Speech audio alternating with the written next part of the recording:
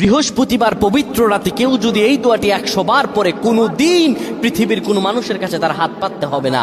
পৃথিবীর সব কিছু তার পায়ের নিচে আল্লাহ হাজির করে দিবেন। দারিদ্রতা থেকে মুক্তি দান করবেন, বিপদ আপদ থেকে মুক্তি দান করবেন, তার সম্মানকে সুউচ্চতা দান করবেন, অসুস্থতা থেকে দূরে রাখবেন। আল্লাহর অশেষ দয়া ও রহম তাকে দান করে দিবেন। সুবহানাল্লাহ। বৃহস্পতিবার রাত এটি গুরুত্বপূর্ণ রাত। এই রাত সপ্তাহে একদিন আসে।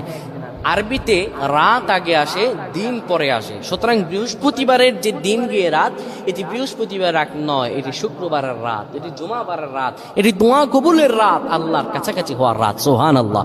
এই বৃহস্পতিবার রাত আল্লাহ তাআলা বান্দার দোয়া কবুল করেন। কেউ যদি বৃহস্পতিবার রাতে ঈশা নামাজের পরে পবিত্র হয়ে ইয়া হাইয়ু ইয়া হাইয়ু ইয়া হাইয়ু ইয়া রফিয়ু ইয়া রফিয়ু ইয়া রফিয়ু এই দোয়াগুলো পড়তে পারে 100 বার, আল্লাহ রাব্বুল আলামিন তার মর্যাদা বৃদ্ধি করে দিবেন। তার জীবনটাকে আমার আল্লাহ সুন্দরভাবে সাজিয়ে দিবেন। বিপদ আপদ বালা মুসিবত গুলো আমার রাব্বুল আলামিন দূর করে দিবে। আল্লাহুম্মা আমিন বলেন।